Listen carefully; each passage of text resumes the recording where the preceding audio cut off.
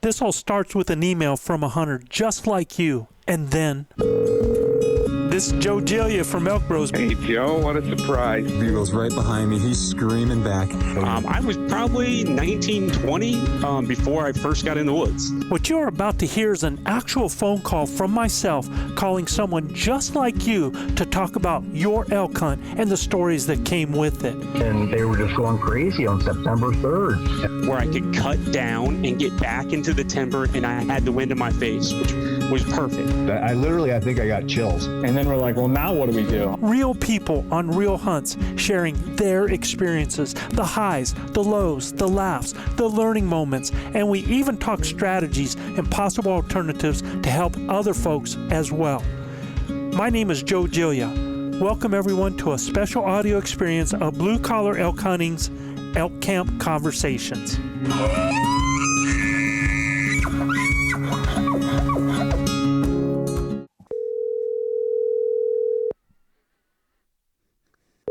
What's going on, Joe? Hey, Dennis, how the heck are you, man? Oh, I'm doing good. I'm doing good. Hey, did I catch you at a good time? Oh, yeah. Perfect. I had planned it. I put this in my day. Oh, awesome, dude. So before I get started, Dennis, I just wanted to tell you, man, I'm not sure if you know this happening, but I'm actually recording us now for another version of our Elk Camp Conversations. Is that cool with you? Yes, sir. Absolutely. All right. Good deal, man. I just had to call you, man. It's so cool when I get those messages and I get those DMs, and this is our opportunity to be able to reach out and just sit here and talk elk, have that conversation, maybe talk about some things that other people could learn from and share your excitement and your journey and everything that happened on your hunt. So first of all, bud, congratulations. Awesome. Thank you. I appreciate it. I couldn't believe it when I got that beautiful photo, man. That was quite the picture, man. And so tell me the date that you ended up killing your bull. So that was, I had the second hunt, and that was on day 2 of the hunt on September 16th. Yeah, because I got the photo from you on the 17th, right? Was that your wife with you in the picture? Yes, she was with me on the hunt. She actually had a tag too. Did she really? Oh, yes, sir. So, all right. So how did that work? Both of you are hunting together. Bull comes in, you shoot it. Did the wife come beat you down? No, it was me and my hunting partner and her, because he's had way more experience and he's killed some good bulls. And so I would say it was like you guys do, is like a coach hunt. Like he was with me to help us. I was fortunate to draw a tag last year, but in a unit I wasn't familiar with, so I didn't have a success of actually harvesting elk last year. So I was really excited this year to have it in a unit that I know. I've seen bulls grow. So we went into the hunt. Mama said she was perfectly fine shooting a cow because she doesn't get excited about the hunting like I do, but she was willing to try it with me this year. That's gotta be a great experience though, having your wife there with you. Oh yeah, she's been shooting 3D shoots with me for like 3 years, and she beats the boys every year. Our 2 boys. She's a straight shooter. So she was perfectly fine. Like, going into the hunt, I said, "Babe, what are you looking to shoot?" And she said, "Whatever you tell me. If you say shoot this one, I'll shoot it." She was not going for even for a bull, So she was just, hey, I'm out there. She really does. We cook a lot with the meat, so she was wanting to just really try to harvest for that. No, that's awesome. So we set up on what we found a spring because it seemed like it was a dry year, so it was tough to find water. So wait, but before I let you do this, man, because we do have people listening and they don't know anything about you or where you're from and everything, could you introduce yourself just a little bit so everybody knows who you are and where you're from? Oh, absolutely. My name is Dennis Bigas, from Alamogordo/Tularosa area. I went to high school in Tularosa, and I've only been hunting for 5-6 years with a bow, and never even thought of hunting when I was younger. Got sober. And was looking to, get a new hobby. And my brother was like, well, let's go hunt, so I got into it that way and really just started shed hunting and going out there with a bow looking for mule deer. Obviously trying to get an elk tag, but those are hard to come by. So I just grew up in the Alamogordo, Tularosa area, coaching. I coached a little bit of high school sports for a few years and then decided to go into the culinary world. So my background is chef, cook, and now I do the baking side of it. So I get to travel around and teach people to bake now. So what did you coach? I coached football and high school football, middle school football, and baseball in Tularosa. In Tularosa. Wow, man. Yes, sir. Yeah. Yes, so sir. did you go to high school in Tularosa? I did. I was a 3-sport letterman out there in Tularosa. So what year did you graduate? I graduated in 01. 2001. Man. Yes, sir. Now you said that you did you did baseball, so you didn't do track and field? No, sir. It was football, basketball, and baseball. At the time, when I was going to school, they didn't let us do both baseball and track, Right, like they do now. right. So otherwise, I would have. Well, that was kind of good for the rest of us because I was a track coach in the state here for, 34 years, man. And Thule, I always called it Thule. So Thule's always solid, man. Always had good athletes, great athletes. And I think one of the things that helped us was their baseball, softball program because it kept a lot of athletes off the track, man. Yes, that softball. Brian Tace out there right now in Tularosa is really doing wonders for that girls softball program. Absolutely. Yeah. No, great area, great place, man. So, and then to go back and coach at your alma mater, that's awesome. Yeah, I got to coach two of my younger brothers when they played, and a lot of the buddies I played with. It was great. I got a state championship in baseball. As an athlete, and then we made it to the state championship finals for a few years for basketball. And then when I went to the coaching side, they wanted the year after I graduated, so I got to get a state championship as a player and a coach. So that was pretty sweet. Oh yeah, that doesn't happen very often. That is quite the accomplishment, bud. So beautiful area where you live down there in Gordo. I mean, you can go in a lot of different directions to be able to hunt a lot of different things. I mean, you even have. Let's see. I'm trying to think. You've got the ibex, oryx, all of those not too far from you, right? Yeah, because the range hunts for the oryx are right there, and all the off ranges are surrounding it. So you can go either direction, and you can hunt the oryx. Mm-hmm. And the ibex is like maybe 2 hours away. For the area to hunt that. Yeah, and I'm telling you, man, if people that are listening don't know about those critters.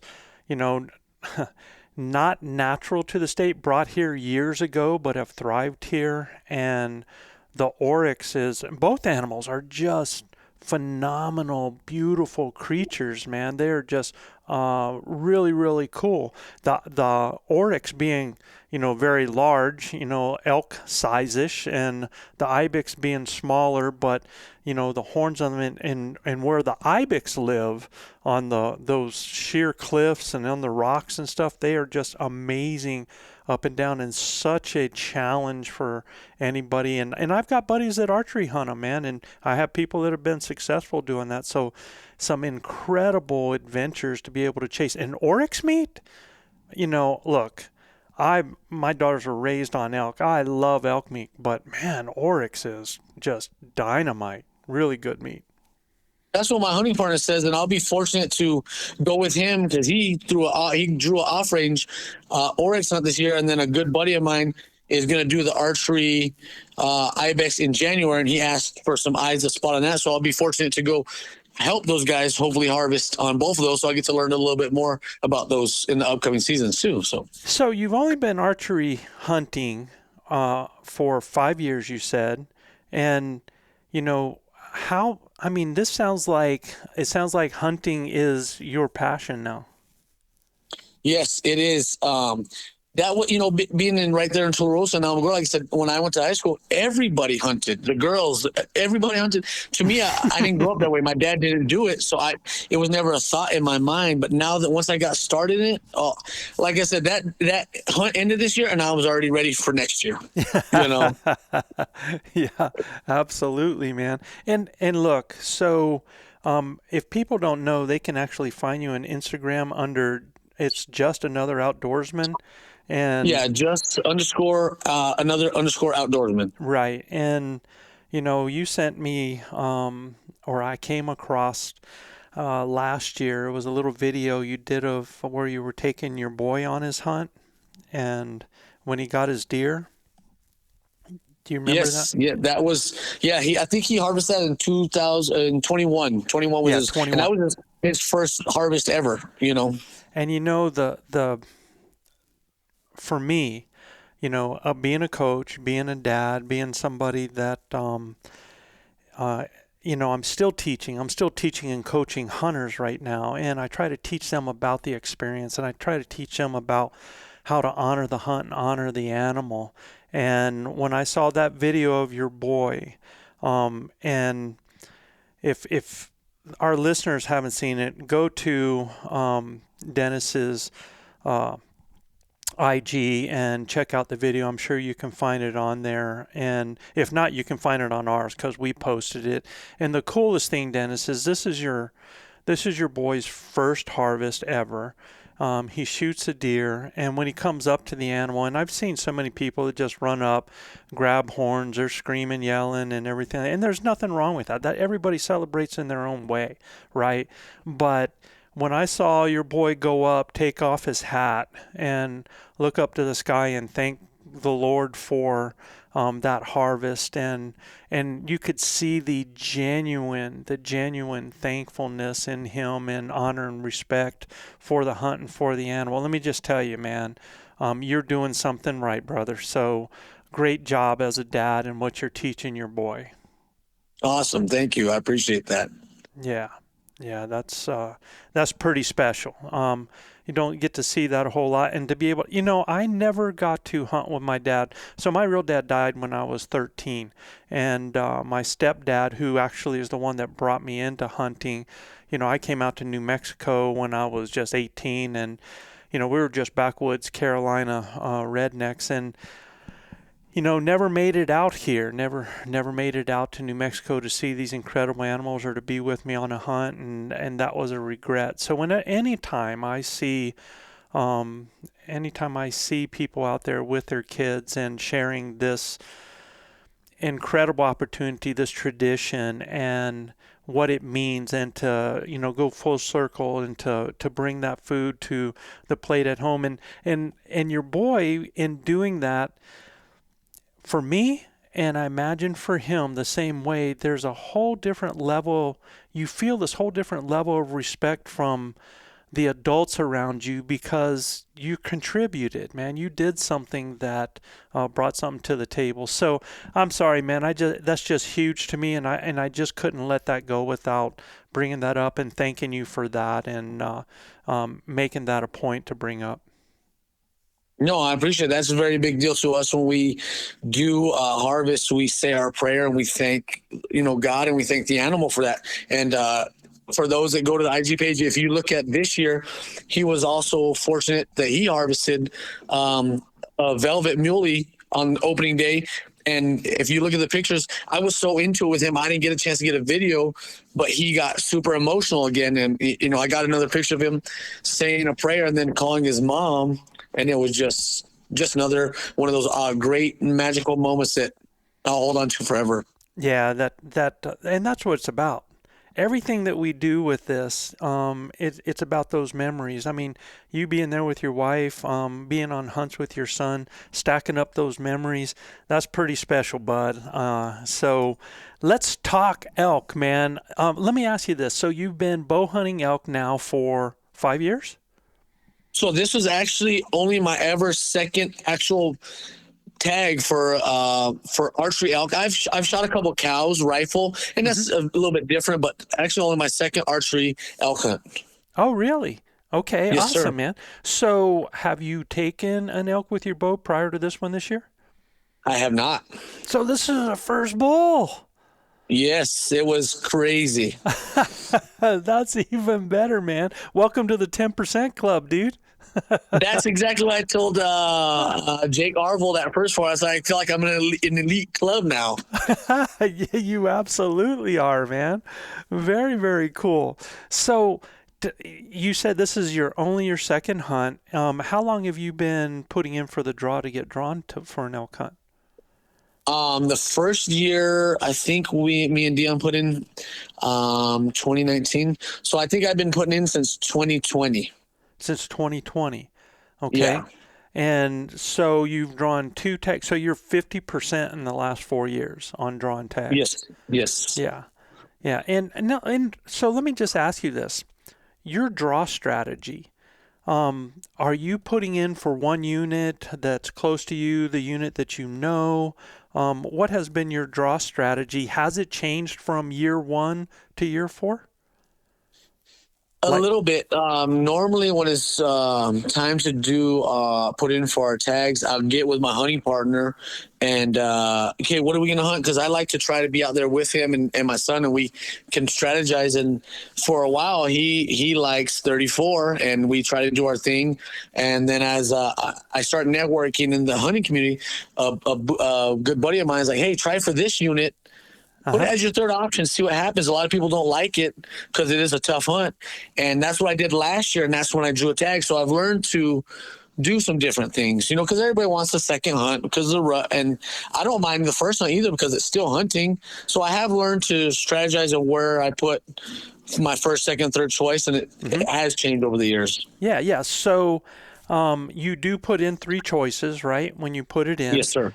Yeah, and for most people, if they don't understand how the New Mexico draw works, it is a true lottery. And what happens is if your number comes up, what they do is they go to your first choice. If that first choice is open, boom, you're in, right? Yes, if sir. that first choice is full, it drops down to your second choice. If that is open, boom, you're in. If not, it drops to your third choice, right? So what I always recommend for people to do is you put on that first choice, you put where you want to go, put the dream spot, put, the spot that you want to go to every time.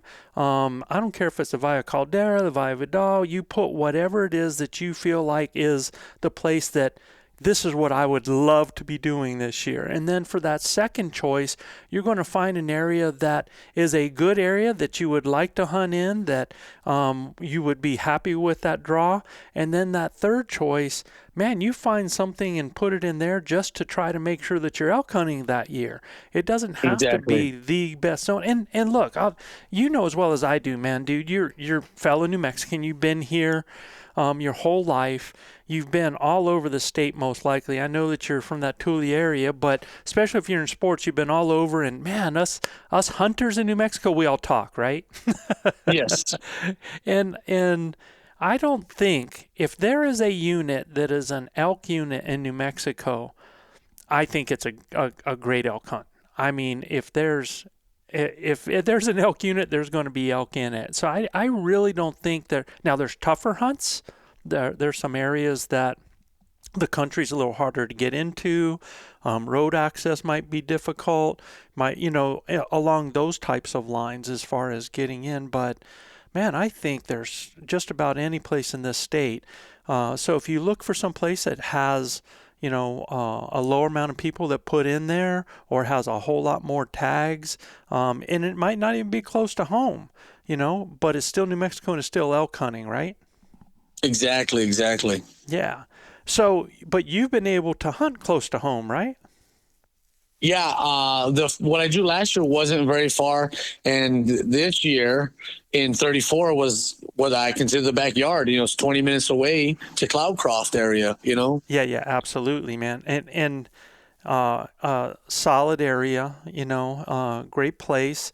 And the fact that it's close to home and you mentioned that before. You talked about, it's a place that we know.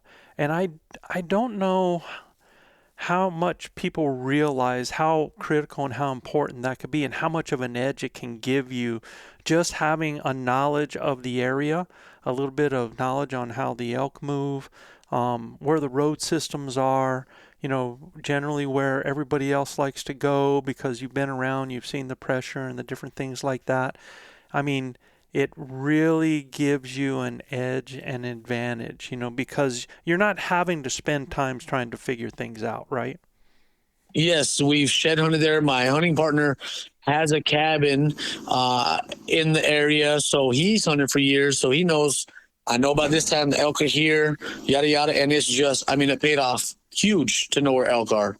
So before we get into your story, as far as this year, let's talk a little bit about the journey for you, Dennis.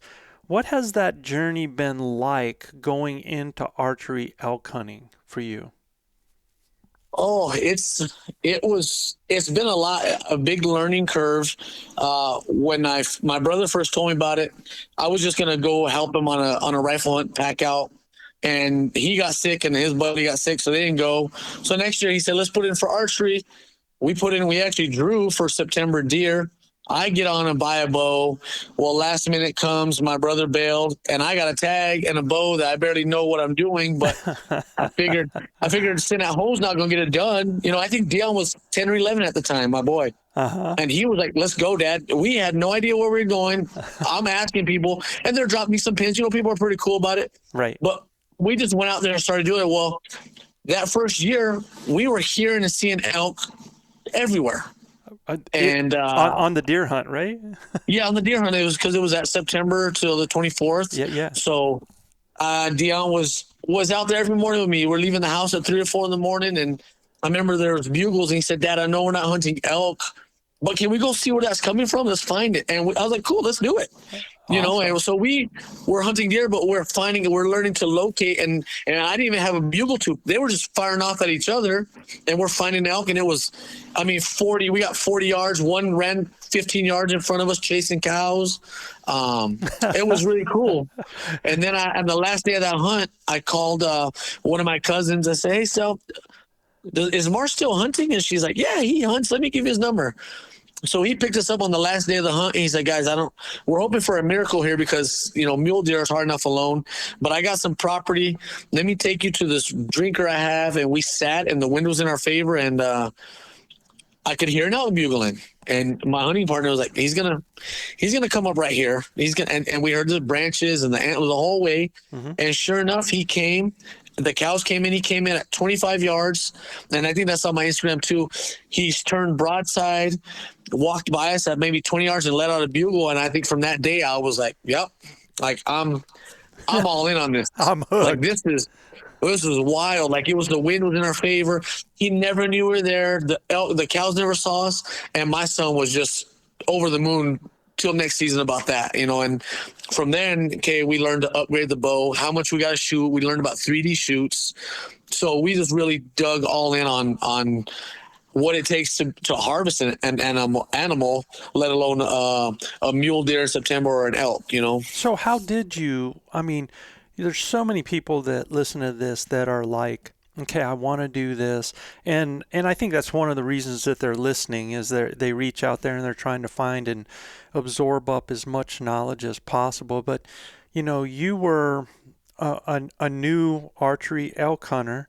You had you actually had an advantage in that you lived in elk country. So you could actually go out and got a chance to see this, experience this, see what the animals are doing, hear them, you know, see how their behaviors are acting, you know, when you did hear that. So you're already building a little bit of a knowledge base just in that. So what was your path like to being able to learn and to put yourself in position to be able to harvest one of these boogers?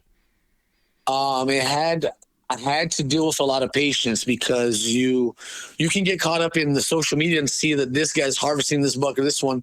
Mm-hmm. And you're like, well, why can't I get that? But you got to realize like it is not that easy, you know, and you got to almost earn your stripes, you know, get out there, learn what the mule deer are doing, learn what the elk are doing when they're moving, and just got to have patience. It's not going to, this year it happened for us on opening day for DM, but I told him after that, like, buddy, this is like you caught lightning in a bottle because this doesn't happen, you know? Yeah. And, but it's just a matter of just getting out there, not being afraid to do it. Even if you ask a buddy, hey, can I tag along to your hunt to learn all that knowledge you can get? That really helped us along the way, is just going out there and doing it, just getting out there. Even if you don't know nothing, you might not even draw your bow back, but that's going to help you in the years to come. So what were some of the biggest lessons that you learned, Dennis? I mean, those aha moments or those things that you picked up that you felt like made the biggest difference for you? A lot of them was just, I still think the biggest one was patience. Okay, we see that mule deer, that elk. Mm-hmm. Now let's wait. Okay, we got to see where he's going instead of he's there. Let's go right now. You know, almost quarterbacking, game planning, knowing his route, what they're gonna do. That's been the biggest part of it. Is like really. Okay, we saw him today. It doesn't mean we gotta go kill him today. Let's game plan this, and maybe we can get him this evening or tomorrow morning. It just really. Not in so go mode all the time and ready to just draw back my bow. So what is your main elk hunting strategy? What are your methods and techniques that you fall to? What's your number one go-to? My go-to right now is trying to find water and sit because I haven't quite got – I still struggle with understanding the wind. Mm-hmm. That's really tricky. And the calling, I can throw what I would think is a okay location bugle, but I don't know that I haven't got the challenge bugle or the lip ball. The cow calls, I think I need to back down and make it a little bit softer. So that's really struggling. So for me right now, is just sit water and ambush. My stalking still, my partner said, if you think going slow, go slower. So that's still, I just get so excited. I want to get there instead of slowing down, letting it kind of play out like it should. Right. So now you mentioned a couple of things like when you were talking about the calling. I absolutely, when you said the cow calls, being able to make those softer, I think cow calls are critical and crucial if you're going to, I mean, I've killed a bunch of elk in my day, and I'll tell you that the number one call for doing that was a cow call. And, you know, being able to give realistic type cow calls that, and what I mean by realistic is it's not like a hoochie mama where it's just always the same all the time. You know, it has different volume levels, different lengths, different feels to it. The lip ball bugle, bud, I think out of 37 elk that I've taken, I think one bull was taken using a lip ball bugle, and it wasn't even for the bull. I was using a shorter lip ball as a demonstration just to slow the cows down because they were on the move and I was trying to get in front of them, which I was able to do. But it wasn't something used to challenge the bull. I found that, you know, just cutting off a bull with a bugle is as much, you know, with a what I call a scream, and a lot of people call a challenge bugle. You know, just cutting them off like that at their level is as effective as anything. Sometimes I think a lot of people with that lip ball bugle go to it way too early, too much, and too soon, and actually, you know, booger a lot more animals than they bring in. So I wouldn't be so concerned with that. And, you know, when it comes to like a challenge bugle, if you can do a location bugle, Dennis, you can do any bugle. It's just about the length of it and the amount of voice inflection, you know, like, that you add into that, you know, bugle when you do it. I mean, if you just scream that high note with that voice inflection, it becomes a challenge bugle. So if you're making cow calls of any kind, then you can make any cow call. If you can make a cow call, then you can bugle. And if you can make a location bugle, really, bud, you can do any one of them. Now, with that said, you know, you've had 2 elk tags, right?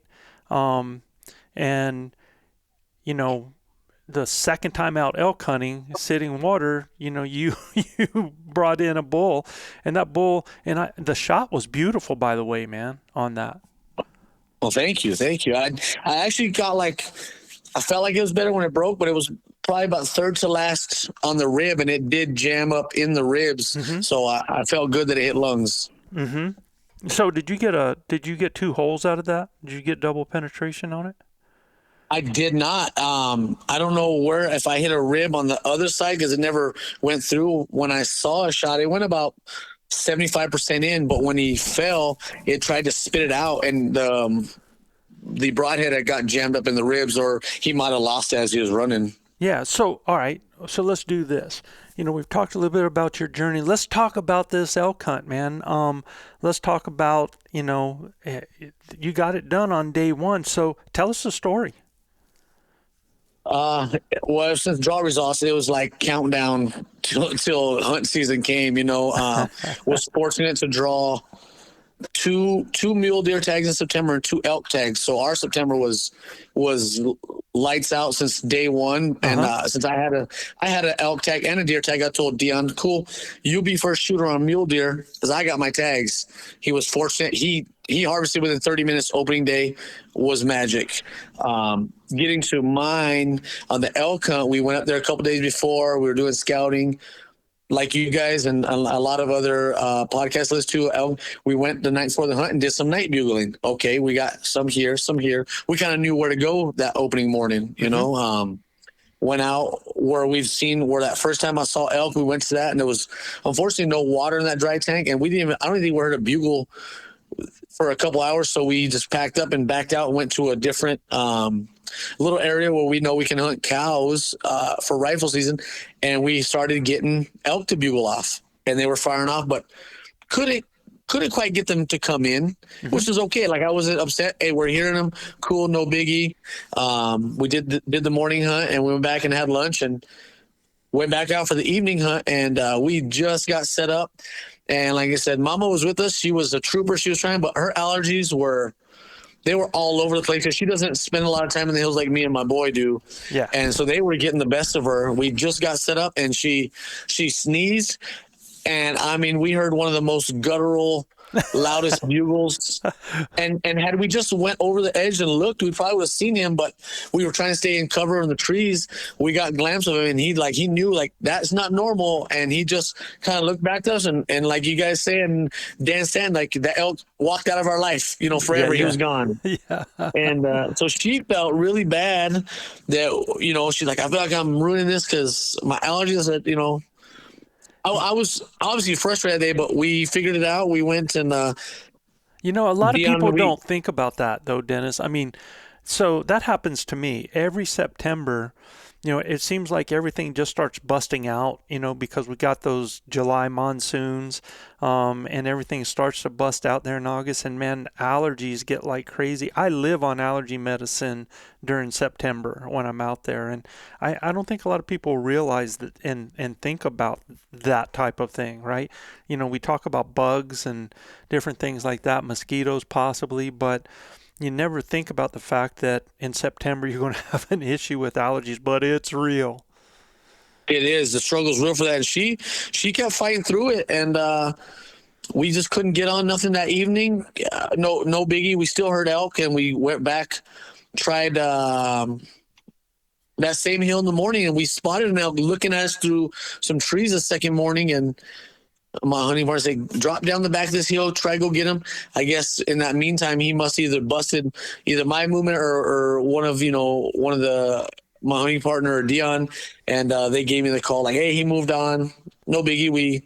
We got back together, and he said, I think I know where a dirt tank is. Let's go check it out. So we hopped in and we went, and it was dry, of course, no rain, but you can smell like when there's a moisture. I said, Mark, I can smell water around here somewhere.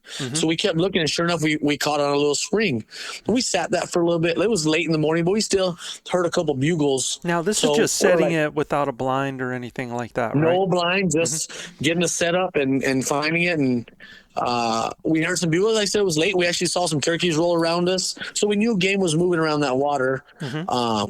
So when we finished our morning hunt, I got with DSA, buddy, I know you don't want to hear this, but I probably got to take you back to your mom because I have split custody with him, split childcare. And I said, I know you don't want to do it because I can't afford you to miss another day of school because I really have a feeling we're going to get some elk tonight and it's going to be super late. And unfortunately, school comes first, buddy.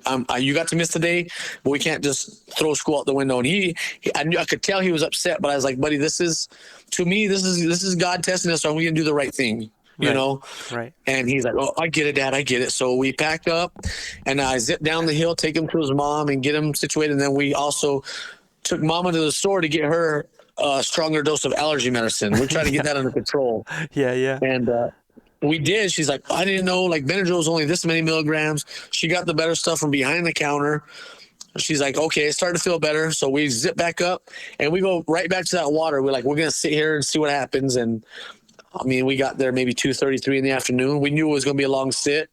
And it was just chill. As we're setting up, my honey's like, well, I want you to set up here. And like I said, I told you, all I could hear was like, watch your setup. So many guys don't harvest. So he's like, and he could tell, he's like, you don't like it? I was like, I feel like right here I have one lane. And that's not good. So you said that this is something that you picked up on our show? Yes, you always talk about most guys don't harvest because they don't think about their setup as much as they should. Right. So that kept like really replaying in my head. So he could tell like I wasn't real cool with it. And he's like, well, what do you think? And I was like, well, he's like, okay, let's try this. So we kept trying. I was like, okay, this seems a little bit better. I got 3 lanes. Mama's got some lanes. I had the further one out for me because I can shoot further. So I felt like we had a good setup. And I thought, okay, we can do it here. So again, we moved all the leaves from around our feet. I learned that the hard way, got us set in. And so we were just chilling. We could hear bugles firing off all around us. And we didn't call. My honey bar was like, hey, we're just going to sit here and see what comes in. And he was, I would say maybe 10 yards to my left, and then between us was my wife, and we're set up and we're doing, honestly, just the way things were going, I didn't feel like anything was to come in.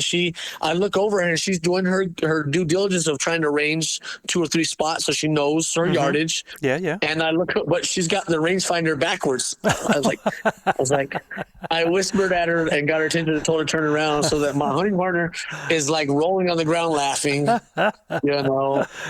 have to get up to go to the bathroom, and he's like, oh, thank God I didn't want to get up because I don't want to blow you guys' hunt. Well, on his way back from the bathroom, he slips on the hill. Okay, wait, Dennis. All right, so again, learning moment here. So you're at a place that you're waiting for elk. You've got to go ahead and you've got to relieve yourself. What is the thought process on where to go to do that? My thought process was like not to walk too far because I don't want to make a bunch of noise. So I went just as close as I could behind the tree. Okay.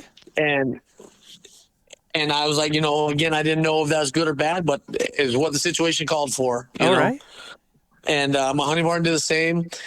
We get settled in. We hadn't heard nothing as far as like sticks breaking, nothing close. And then again, we hear a bull bugle, and then again, Mama sneezes, and I just jokingly waved. I waved like, well, we won't see that guy, and so nobody was upset. We were just having a good time.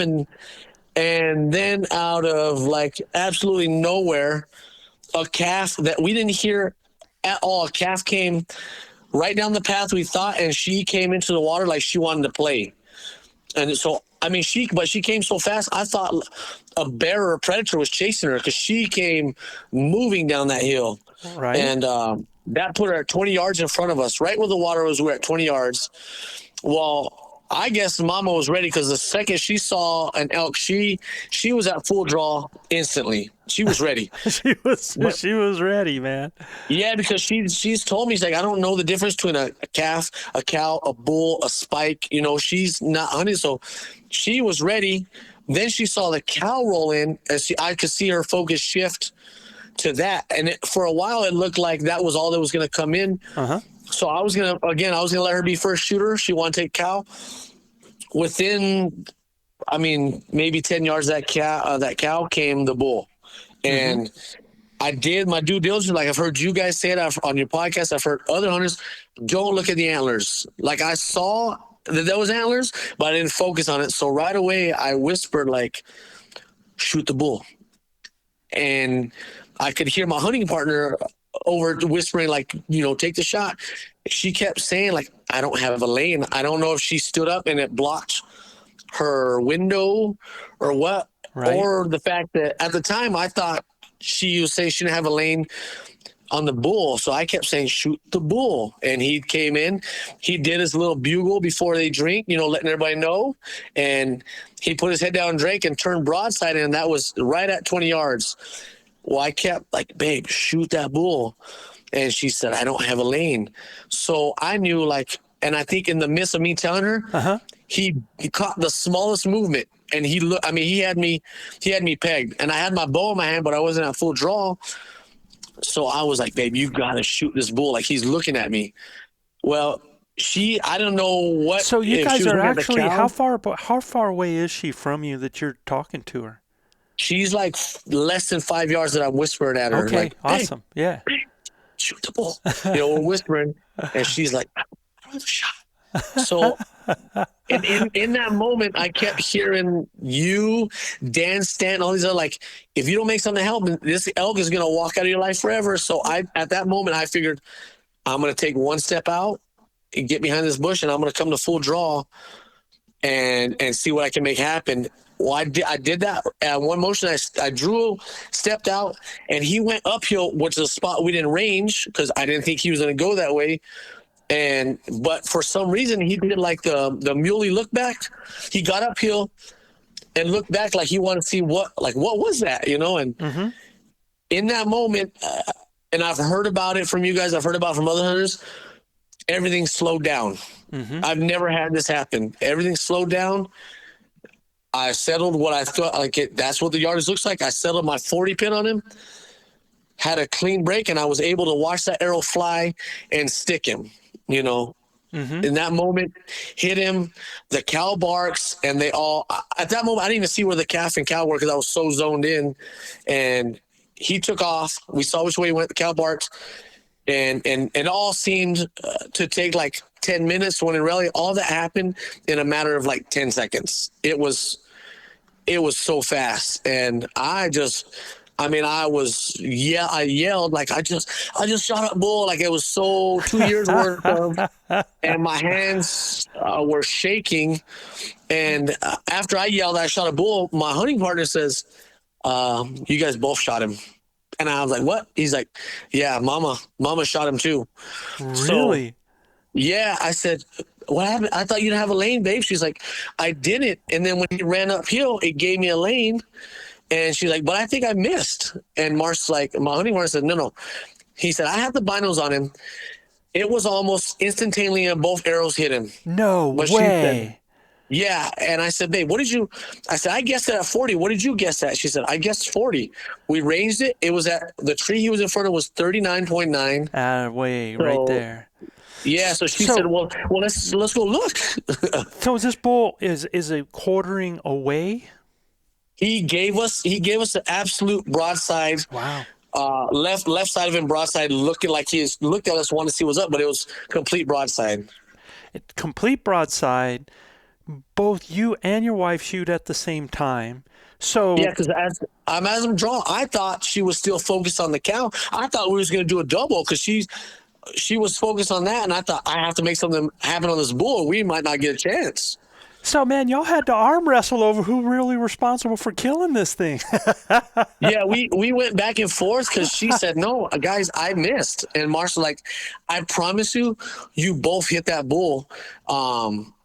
So we let things calm down, and we walked to where he was, found some blood, and sure enough, her arrow was a clean pass-through. Wow. So she got 2 holes on him. Wow. Yeah. So this is totally did not expect this, Dennis. I mean, when we first started talking about it, I assumed because I saw the photo with you and the bull that you had taken the bull, and that's what I was giving you a hard time about. Was Mama mad because both of you had a tag, you end up taking the bull? But no, man, this was a Bigas tag team, man, right here. Yeah, and it wasn't, like I said, I was so zoned on that bull that I want to get a shot. I didn't know even that she was still at full draw. I didn't know she shot at the cow. I didn't know what happened, so we were just like, okay, cool. Like, we picked up her arrow. We were looking for mine, and we blood trailed him.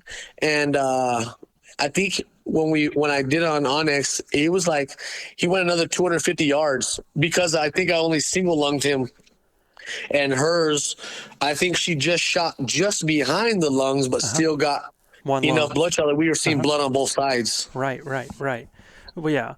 So, and I got to ask you this. So, like, when you said I just shot a bull, when you said you yelled I just shot a bull, was that like a quiet yell, or was that like, I just shot a bull type thing? It was a rookie move that I yelled. Like I completely yelled and like let out all that And anticipation and anxious and all that. Like, yeah, because I was so like sure, because I saw the fletches, so I knew like this guy's going down. Like I know well, he was done. I'm telling you, that's the only reason he went 250 yards right there. So, I mean, had you not done that, I mean, when he heard that, that's almost like putting a prod on the rear end on that booger, man. You probably got his adrenaline going a little bit, and and otherwise he'd have probably only gone, he'd have been down in no time. That probably just, smacked him on the rear a little bit, and they can cover some ground when they're getting after it, right? So, oh yeah, I mean, that bull probably went down in seconds, but you think about this. So when my sprinters sprint, right, my sprinters can cover 100 yards in, I mean, if you just take a decently fast guy, I mean, he's going to be able to cover that in 12 seconds, 100 yards. So if this bull being much faster, much larger, big gait, in 20 seconds, imagine how much country that bull can cover, right? Oh yeah. Mm-hmm. They're big. They can move. So, and I'm sure I would agree that was part of why he ran. And I know once the cow barked, that was an alert. Like everybody clear out, And it was a good time to blood trail though, because I knew, and me and Mama talked about it. I can't say that it was with 100% that it was my shot that killed her or hers, because she was able to get a pass through, and there was on the blood trail that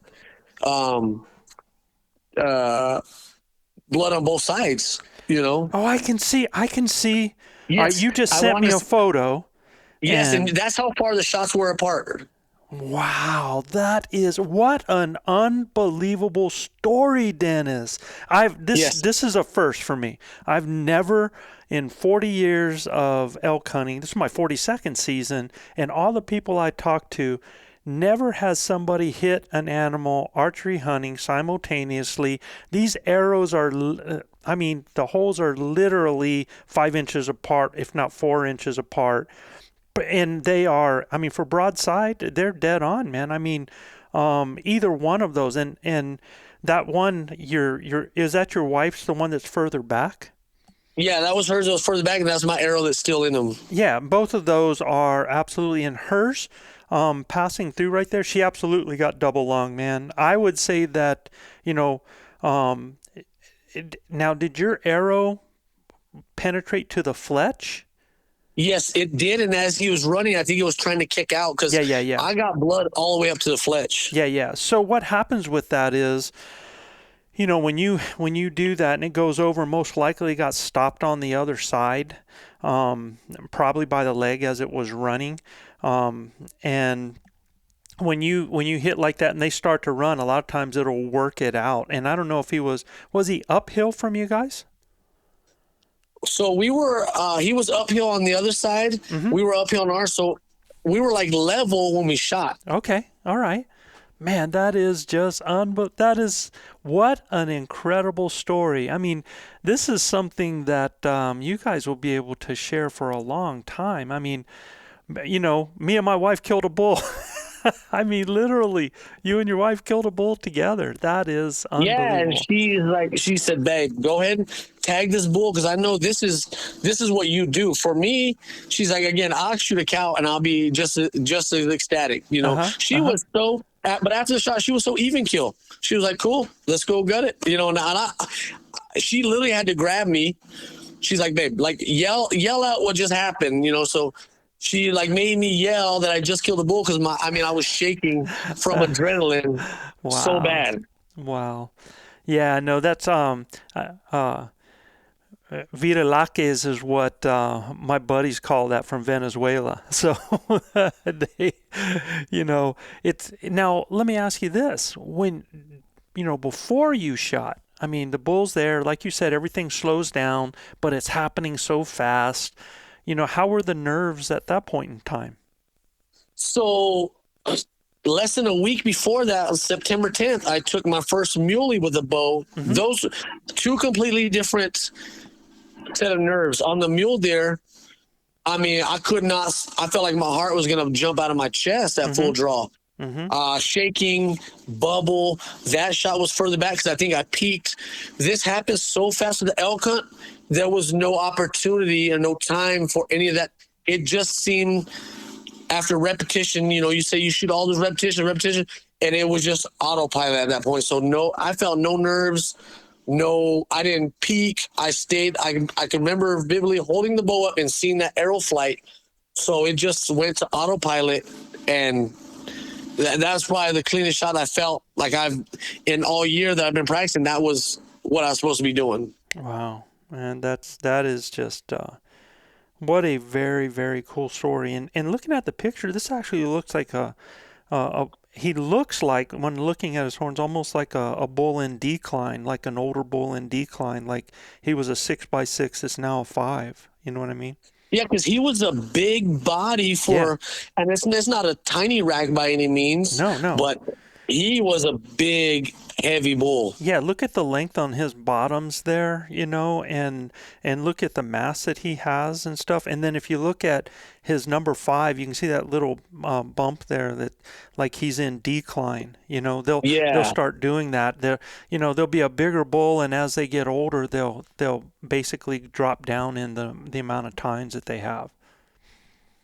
And we actually got him scored. He still did like 265 and some change. Yeah, no, beautiful bull. I was ecstatic, and like I told Mama, hey, like, do you want to hunt again next year? And she said, well, let me think about it, because she doesn't care for it. But I said, like, if you don't ever hunt again, that's like a memorable first elk for the ages. Well, not only a first elk, the whole story. I mean, of you guys both being there, and she has the calf come in, and she's preparing to draw full draw on that. The cow coming in, then the bull comes in, and you're not even thinking she's going to shoot. You draw back, and next thing you know, you're finding out that both of you shot this animal, and then to find that the bull with a complete pass through and another one with an arrow in, and I mean, that's just a tremendously cool story, man. And then the work begins. After that,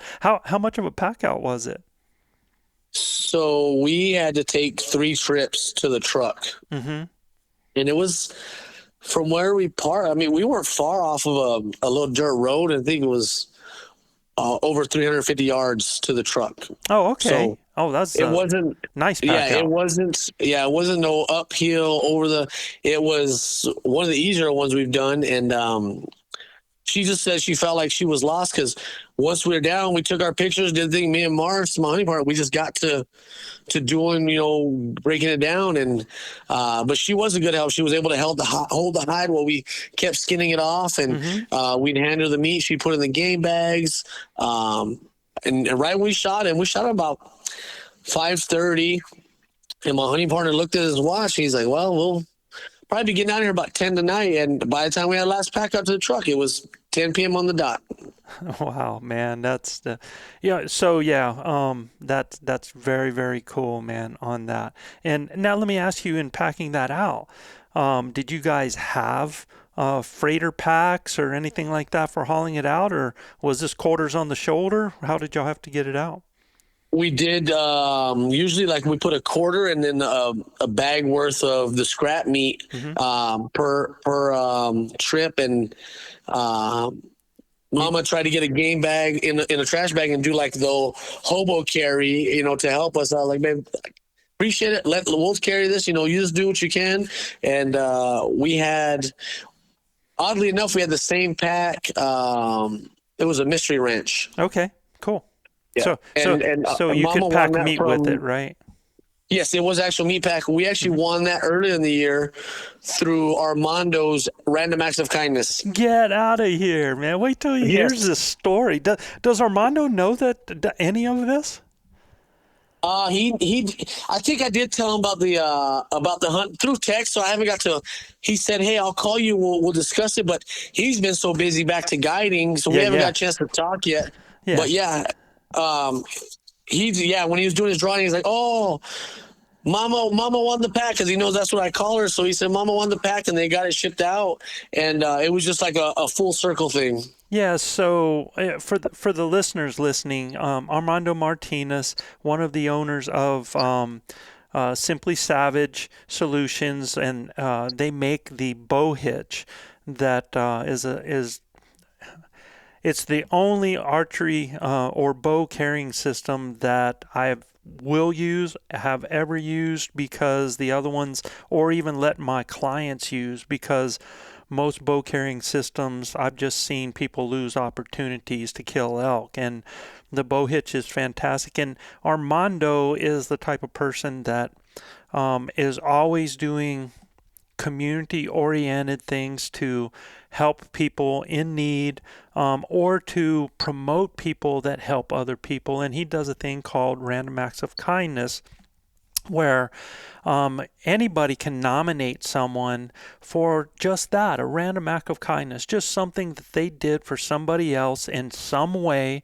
And it's all different types of things that happen. And when you nominate them, their name goes into a list for a drawing, and Armando gets incredible prizes. We've donated, but he also has like an Axis hunt in Maui that's part of it. Yeah. Gets gear from everywhere. You guys ended up winning a mystery ranch pack from that, so that says a lot. Number one, that you won that because you won it because somebody nominated you for, the type of people that you are, the type of person you are, and the things that you do for others. So my hat's off to you for that as well, Dennis, man. So, and what Armando does, Armando's name should be on his own list of random act of kindness, 100 times over. That guy's just, Agreed. He's just Agreed. unbelievable human being. So, no, the idea that,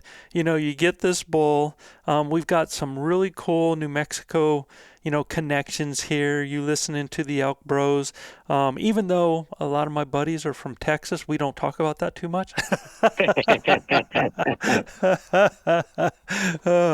You had the mystery ranch pack from the Random Acts of Kindness, and the story with you and your wife, your boy, and I bet your boy was just thrilled to death when you guys got home.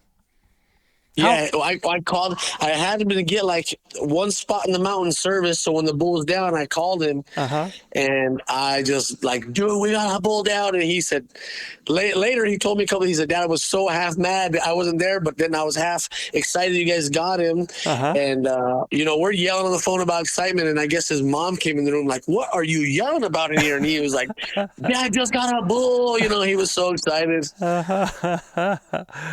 That is so cool, man. How old is your son now? Dion is 16. He's a junior in Tularosa. Wow, man. Yeah, won't be long, man. Is he your only? So I have my oldest lives in Arizona, and then we have one more in the house. Ty is 18, and then the girls as well. And how old are the girls? So Ajane will be 21, Ari is 19, and the baby is 14. Wow, so you've got a 14-year-old and a 16-year-old at home then, right? Yeah, Ty still lives there, but he's in the process of like working and getting ready to go off to college. Yeah. Wow, what a beautiful family, man. What a beautiful story. Dude, I just had to call you, just had to get you on, just to congratulate you, share this story, share it with everybody out there, man, and thank you for taking the time out. No, thank you for having me. Like I said, I listened to all those, you guys, Elk Camp updates, and the guy last week with the rifle. I love listening to it, and I love hearing other people's success. You never know what you could pick up and bank in your own elk knowledge, Yeah. Because it's all about perceptions, man. Like when I first talked to you, you said, we sit water. My first view in my mind is somebody with a blind that's by a dirt tank, and just waiting for days and hours. But, you came across and basically found water in the area that was fresh water, and just went and sat. And I mean, no blind, you just picked a place for a setup and made it happen. You know, I asked you about the whole urine thing, but you know, if you got the wind right, the only thing is a lot of times when you do something like that, sometimes it ain't gonna be good in there for the next day, you know, if you're that close to the water. But you didn't have to worry about that, man.